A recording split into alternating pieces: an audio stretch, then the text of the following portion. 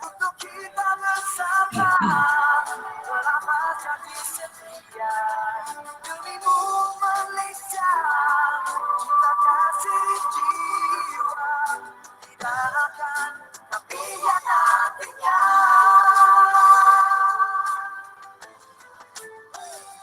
Walaupun berbeza. Baik, Assalamualaikum warahmatullahi wabarakatuh. Waalaikumsalam warahmatullahi wabarakatuh, cikgu. Cikgu Rahmat. Waalaikumsalam. Okay, Alhamdulillah kita dapat lagi bersama-sama dalam kelas online sejarah hari ini 2 September. 2 September, okey betul. 2 September 2021 dan hari ini Alhamdulillah dalam talian ketika ini dah meriah. Ada lebih 27 orang yang ada. Yang boleh cikgu sebutkan nama-namanya, antaranya yang awal masuk Adriana, Ahmad Ryan, ada Alia Maisarah, Aish Aulia, Firdaus Safwan yang makan roti mulut besar, Muhammad Haizat, Muhammad Akil, Muhammad Aaron, Muhammad Airil, Muhammad Aisyah, Muhammad Amirul, Muhammad Azfa, Muhammad Firas, Muhammad Fitri, Muhammad Hazwan, Nur Shazlina, Nur Atira, Nur Shazlina, Nur Damia, Nur Dania, Danisha, Nur Insha Suhaida, Nur Kasih, Nur Hazika, Nur Husna, Nur Suhaila. Bawah ada lagi. Okey, Siti Nurul Jannah, Sofia Rauda. Ada lagi yang masih baru masuk. Dan insyaAllah kelas kita akan semakin bertambah semasa kelas dijalankan dalam talian. Baik, untuk minggu ini cikgu akan sambung topik minggu lepas. Minggu lepas kita dah belajar berkaitan dengan Tun Perak, okay? Dan kita dah pun tahu tentang riwayat hidup Tun Perak dan kita juga dah tahu apakah peranan-peranan Tun Perak. Dan kamu juga telah melakukan tugasan di rumah, okay?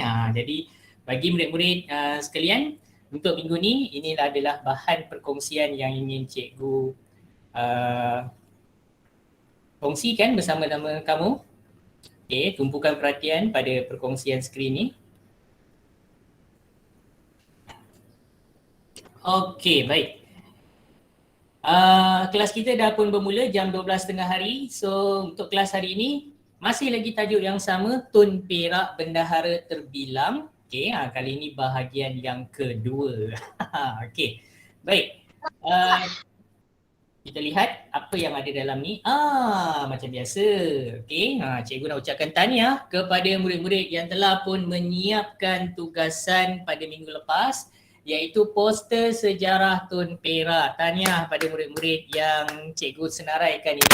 Sebenarnya ramai yang hantar. Okey, ramai yang hantar. Cikgu ada kumpulkan dalam satu folder. Kalau boleh cikgu sharekan dekat sini. Ini dia foldernya. Okay, so dalam ni ada lagi yang cikgu nak kena tambah dekat bawah ni. Jadi kalau ada murid-murid yang tak tersenarai namanya dekat sini, jangan berkecil hati. Okay, ini cikgu pilih yang terbaik yang cikgu letakkan dalam slide kelas. Okay, untuk sebagai contoh dan juga sebagai panduan. Baik, kalau murid-murid ingat lagi, minggu lepas cikgu ada bagi tahu ikut sebiji contoh dalam buku teks. Tak payahlah diubah bentuk buku teks tu. Kalau dia tanya by data, okay, dia tanya tentang peranan, nilai murni, ada gambar, okay, dalam bulatan, ikut saja. Okay, jadi ada juga murid yang kreatif. Okay, cikgu tak marah kalau kamu kreatif. Kamu buat cara lain kan, okay, tak apa. Tetapi dalam kamu menghasilkan poster sejarah ni, kamu mesti hasilkan poster ni dalam bentuk satu muka surat sahaja. Okay, jadi kalau kamu buat sampai 2 atau 3 muka surat bersambung, okay, dia dah tak jadi poster dah. Dia dah jadi tugasan. Okay, dah jadi tugasan nota dan sebagainya. Okay, jadi kena bezakan tugasan poster dengan tugasan latihan dan sebagainya. Okay, tahniah pada Harith 4G. Kemudian ada Amirul 4A, ada Anas 4A. Okay, cantik dia melukis kemudian ada Farah 4A, ada Adif 4B. Okay, cantik tulisan dia. Ni tulisan sendiri ke tulisan mak ni? Pakai pen kan? Asif 4A. Okay. Husna 4A, Jannah 4A, lawa tulisan dia bersambung-sambung. Okey. Ada Nur Kasih 4D. Okey. Kemudian ada Kalisha 4C, okey. Ada Raihan, Rabani, semua tak keluar lagi. Okey, Syahira 4B. Okey, baik. Itu adalah antara tugasan minggu lepas yang cikgu pilih sebagai yang terbaik untuk cikgu pamerkan dalam kelas pada hari ini. Jadi yang lain jangan risau, kamu hantar pada cikgu, ada cikgu simpan dalam folder tadi tu. Okey, sebagai bukti untuk eviden pentaksiran bilik darjah. Okey, baik, apabila kamu dah buat tugasan ni, cikgu dah anggap bahawa murid-murid cikgu dah tahu siapa Tun Perak dan apa latar belakang riwayat hidup Tun Perak. Okey, jadi senanglah untuk kamu mempelajari topik yang akan cikgu sambung pada hari ini. Baik, so hari ini standard kandungan kita masih lagi 5.3 iaitu Tun Perak sebagai Bendahara Melaka. Okey, dan standard pembelajaran kita pada akhir pembelajaran nanti, murid-murid akan dapat 5.3.3 iaitu menghuraikan kebijaksanaan Tun Perak. Sebab tu cikgu kuningkan dia. Ini ialah poin penting dia. Menghuraikan kebijaksanaan Tun Perak dalam membina kegemilangan Kesultanan Melayu Melaka. Tun Perak ni seorang yang sangat bijak, genius Melayu. Okey, kalau tak kerana dia bijak, orang takkan mengkaji sejarah dia. Okey, oleh kerana dia seorang yang bijak, hebat dalam perancangan pentadbiran, okey, dan juga hal ehwal peperangan, maka dialah seorang yang boleh kita panggil sebagai genius Melayu yang hebat pada zaman Kesultanan Melayu Melaka.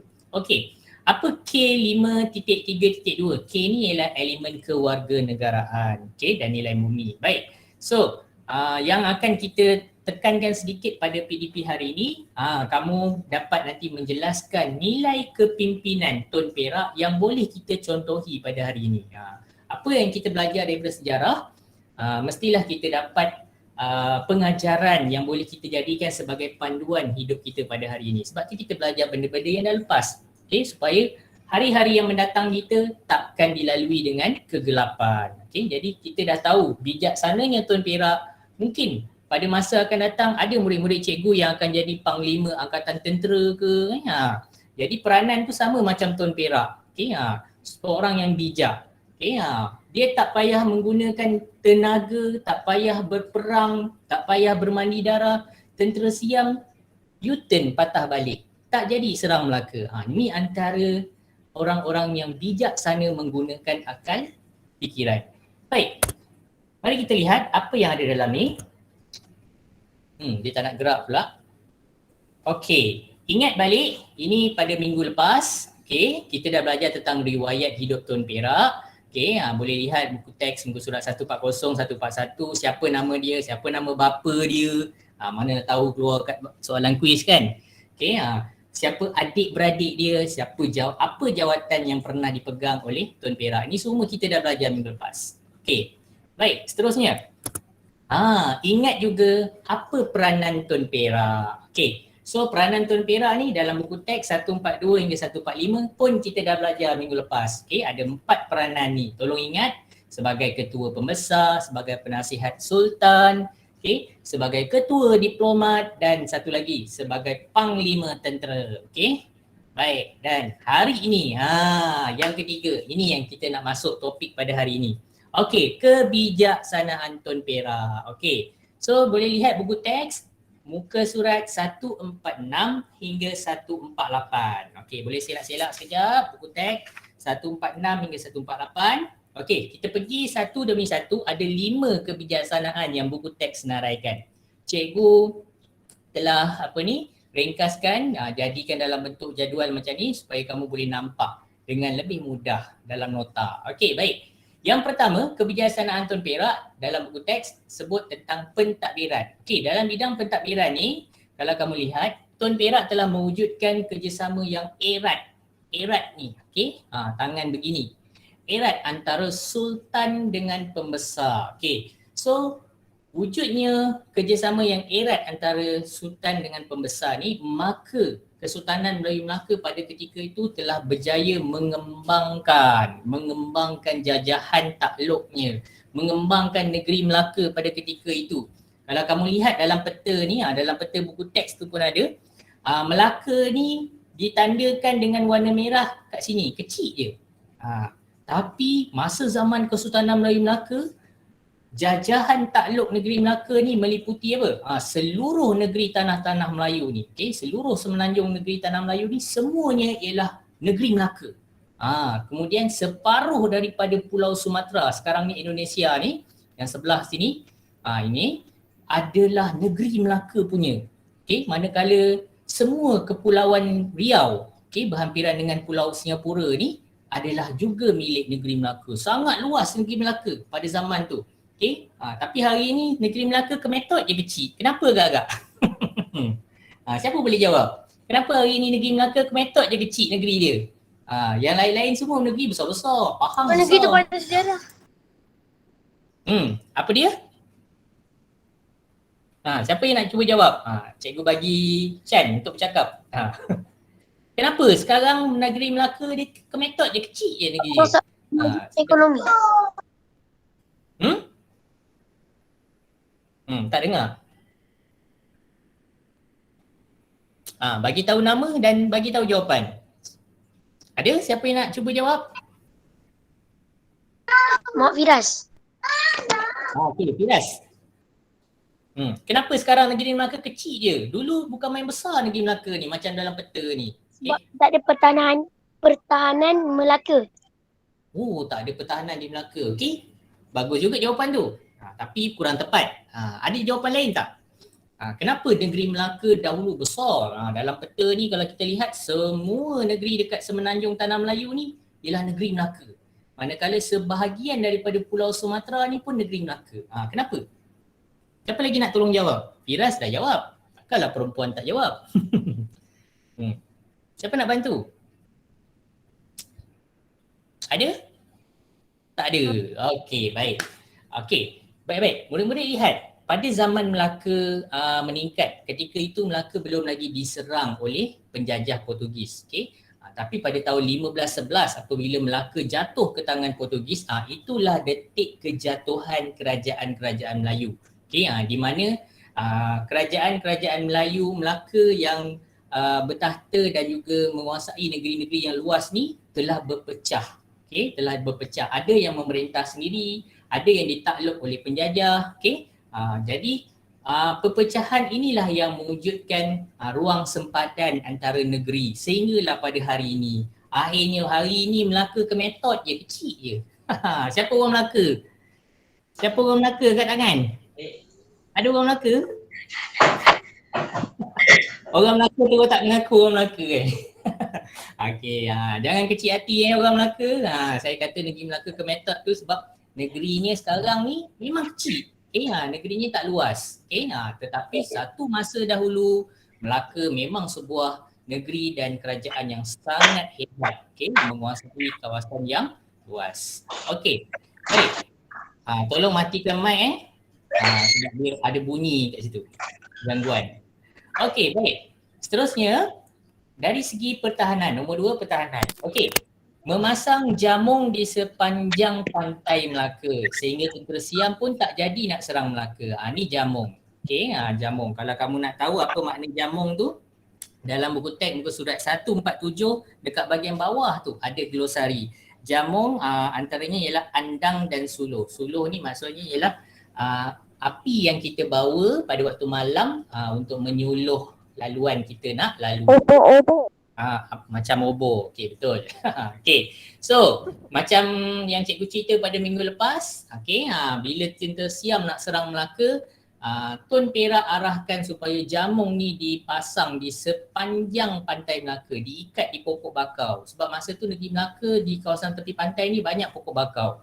Jadi sepanjang pantai tu diikat jamong yang menyala. Dan ini menambahkan kegerunan kepada tentera Siam. Tentera Siam tak jadi nak landing kat pantai. Kona patah balik, U-turn balik ke Thailand. Okay? Sebab dia tahu macam ada ramai orang. Baik. Itu salah satu strategi yang hebat. Baik, nombor 3. Diplomati. Okay. Diplomatik ni, Tun Perak ni dia telah menulis satu surat kepada Raja Siam. Dalam surat tu, Tun Perak mengatakan bahawa daripada kita berperang-perang, menumpahkan darah, baiklah kita ni bersahabat. Okey, jadi daripada surat itulah maka Raja Siam dah tak serang Melaka lagi. Okey, oleh kerana Siam dah tak menyerang Melaka, maka bandar Melaka kalau dalam gambar ni kalau kamu lihat telah menjadi sebuah bandar pelabuhan yang sangat masyhur. Okey, banyak pedagang-pedagang datang bersinggah ke Melaka. Sebab apa? Negara dah aman damai, tenteram, okey, boleh berdagang dengan tenang, okey. Tak ada lagi ancaman daripada Siam, okey. Itu salah satu daripada kebijaksanaan Tun Perak. Okey, nombor 4. Agama Islam. Okey, Tun Perak ni dia menggalakkan kedatangan para ulama, okey, ke Melaka dan juga tujuan dia supaya para ulama itu sendiri dapat menasihati sultan terutamanya dalam bidang agama. Okey, kalau kamu lihat dalam gambaran ni pada satu ketika ni masa zaman Parameswara menjadi sultan, masa tu Sultan Melaka belum lagi memeluk ajaran agama Islam. Jadi pedagang Arab ni dia daripada kapal, dia turun kapal, bila sampai kat tepi pantai ni dia solat dekat tepi pantai ni. Jadi orang-orang Melayu Melaka pada ketika tu dia pelik, apalah orang ni tengah buat kan, tengah solat dekat tepi pantai, tak pernah nampak. Jadi dari situlah timbulnya hidayah daripada Allah Subhanahu Wa Taala. Akhirnya bila Sultan menganut ajaran agama Islam, semua rakyat jelata di Melaka pada ketika itu turut sama menganut ajaran agama Islam. Okey, dan yang kelima, mempertahankan sultan. Okey, ceritanya menarik sikit. Kalau murid-murid lihat muka surat 148 tu, dia ada gambar yang lebih baik. Okey, dalam buku teks cuba lihat muka surat 148. Okey, dalam mempertahankan Kesultanan Melayu Melaka ni ada satu peristiwa di mana anak kepada Tun Perak ni, iaitu nama dia ialah Tun Tun Besar. Okey, Tun Besar ni dia telah secara tak sengaja tengah-tengah main sepak raga tu, bola sepak raga tu tersepak kena ke desta anak sultan. Anak sultan masa tu ialah Raja Muhammad. Okey, Raja Muhammad sedang menunggang kuda. Okey, jadi bila bola sepak raga tu terpelanting, macam dalam gambar dalam kutek ni, terpelanting kena dekat dia punya kepala pula sampai jatuh dia punya desta. Desta ni macam tanjak atau tengkolok kat atas kepala tu. Maka dia pun marah. Yelah anak raja kan. Okey, tengah marah, anak raja yang muda pula tu, jadi dia tak fikir panjang, dia pun telah membunuh anak Tun Perak. Okey, so Dia bunuh gunakan apa? Guna apa bunuh? Alah, zaman tersebut apa senjata yang ada dekat pinggang? dia guna Keris. Keris. panjang tu. Baik. Sama tajam. Dalam peristiwa ini kita belajar sesuatu. Kalau kita sebagai orang muda, jangan terlalu mudah naik kemarahan kita dengan sesuatu yang Naik darah. berlaku di depan kita. Barangkali apa yang kita buat tu akan mendatangkan apa? Mendatangkan masalah yang besar pada kita. Jadi bila Raja Muhammad ni dia dah bunuh anak Tun Perak, anak bendahara pula tu. Jadi para pengikut Tun Perak ni dah nak mula menuntut bela. Ada yang nak menderhaka pada sultan, tapi Tun Perak ni dia seorang yang sangat setia pada sultan. Dia pantang orang Melayu menderhaka pada sultannya. Jadi Tun Perak kata jangan menderhaka. Okey, yang mati tu anak aku, korang pula yang lebih-lebih kan. Tun Perak anak dia mati tapi dia masih setia pada sultan. Jadi Sultan Melaka ni sangat berbesar hati. Sultan kata beta pun rasa bersalah sebab anak beta telah membunuh anak bendahara. Jadi Sultan Melaka telah menitahkan anak dia ni, Raja Muhammad, supaya menjadi sultan di negeri Pahang. Okey, pergilah jadi sultan di negeri Pahang. Janganlah bertahta atau menjadi sultan di negeri Melaka. Itulah susul galurnya bagaimana anak Sultan Melaka ni, Raja Muhammad menjadi sultan di negeri Pahang. Okey, jadi dekat sini kita dapat satu pengajaran. Okey, sebagai orang muda macam yang cikgu sebut tadi, jangan terlalu gunakan kemarahan. Akhirnya apa? Akhirnya tak dapatlah tahta jadi sultan di Melaka. Okey, jadi sultan di negeri lain. Okey, baik. Kita ada soalan kat sini. Baik. Untuk uji minda pada hari ini, ada satu soalan. Nyatakan nilai murni kepimpinan Tun Perak yang boleh kita contohi sehingga ke hari ini? Jawab dekat dalam ruangan komen sekarang. Kalau kamu masih ingat lagi, masa kamu jawab soalan berkaitan dengan poster sejarah Tun Perak tu, sebenarnya ada kaitan dengan soalan ni. Okey, cikgu buka sekejap. Satu poster yang agak baik juga. Okey, cikgu kongsikan poster daripada Harith. Baik. Kalau kamu lihat poster Harith ni, dia ada tulis dengan jelas kat sini. Tak nampak, cikgu besarkan sekejap Tak nampak tulisannya. Yelah, tulisan halus kan. Harith ada dalam ni? Oh, Harith.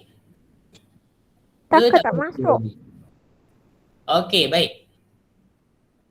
Baik. Ada yang nampak, ada yang tak nampak kat atas tu.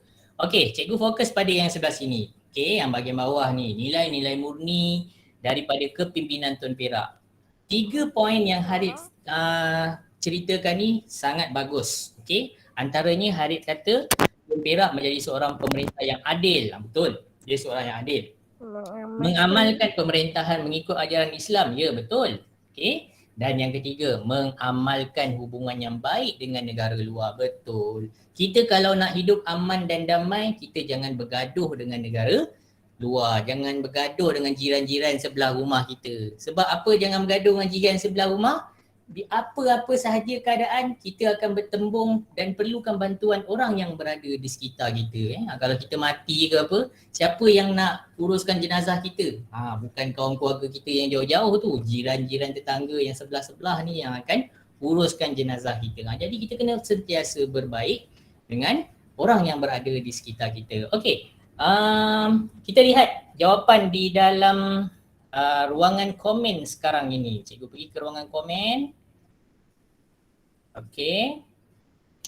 Peramah, siapalah yang peramah ni? Okey. Nilai murni yang boleh kita contohi pada Tun Perak. Okey. Ada lagi jawapan lain? Penyabar. Okey, saya suka penyabar. Bijaksana kata Firas. Okey. Ryan kata mengikut ajaran agama Islam. Samalah macam jawapan tadi tu. Bagus. Okey. Kemudian penyabar. Ada lagi jawapan lain? Nilai murni kepimpinan Tun Perak yang boleh kita contohi sehingga ke hari ini. Baik hati. Okey, Aisyah Umairah kata baik hati. Baik hati tang mana tu? Boleh cerita sikit? Cerita mana yang Tun Perak ni baik hati? Aisyah Umairah, boleh buka mic. Cikgu panggil kamu ni. Oh, Aisyah Umairah. Aisyah Umairah, buka mic. Boleh cerita sikit? Malu nak cakap. Okey, menjadi kerua yang adil. Apalah kerua? Nur Syazlina, salah je tu. Ketua yang adil. Okey, membantu mengembangkan ajaran agama Islam. Betul, Farah Alia. Okey, lagi jawapan lain. Fakrubah kata tidak putus asa. Ya, betul. Okey, seorang pemimpin dia tak boleh putus asa. Kalau gibab, asyik nak menyerah kalah je, dia tak sesuai jadi seorang pemimpin yang hebat. Okey, ketua yang adil kata Syazlina. Bagus. Okey, ada lagi jawapan lain. Masuk. Cepat.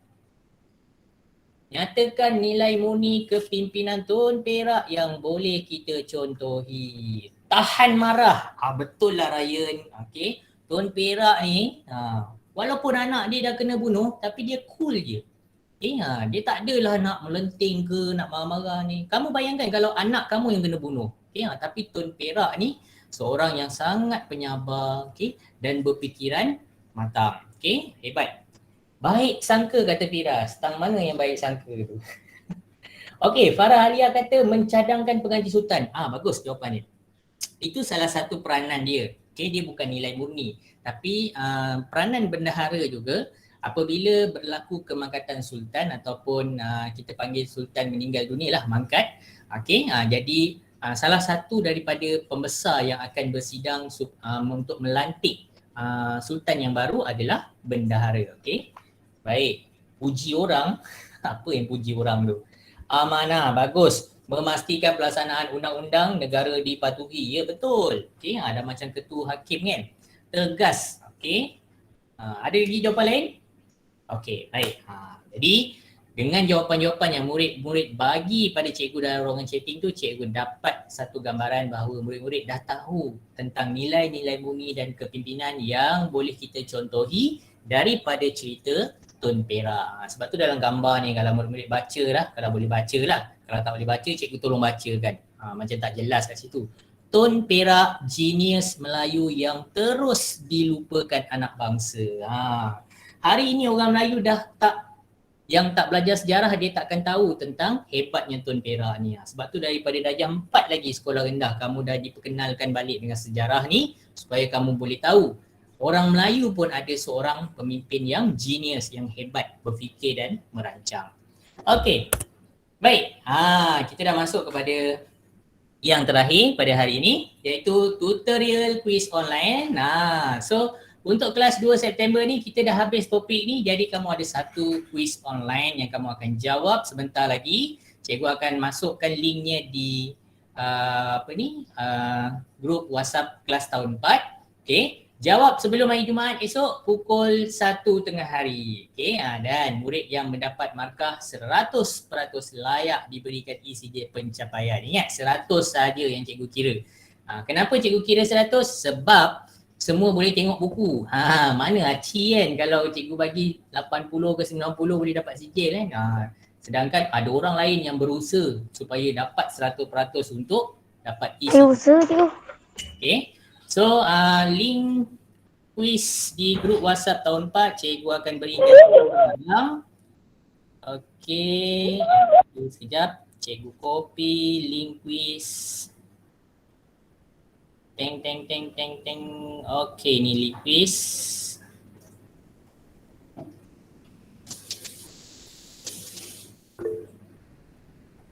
Okey, cikgu dah post di dalam grup sejarah, grup WhatsApp tahun 4 dan cikgu juga postkan bersama-sama nota pada hari ini. Okey, nota sejarah pada hari ini yang boleh juga murid-murid lihat, manalah tahu nak ambil poin-poin penting yang kita belajar secara online pada hari ini, boleh lihat pada nota. Okey, baik. Itu saja yang boleh cikgu kongsikan untuk kelas pada hari ini. So sebarang pertanyaan boleh WhatsApp cikgu 019714 tekan-tekan tak dapat. Dan jangan lupa jawab soalan kuis tu kerana setiap murid yang menjawab soalan kuis itu dikira sebagai hadir kelas sejarah pada minggu ini. Tak jawab soalan kuis, kira tak hadir. Okey, jadi tolong jawab. Okey, itu saja daripada cikgu. Terima kasih. Assalamualaikum. Assalamualaikum. Terima kasih cikgu.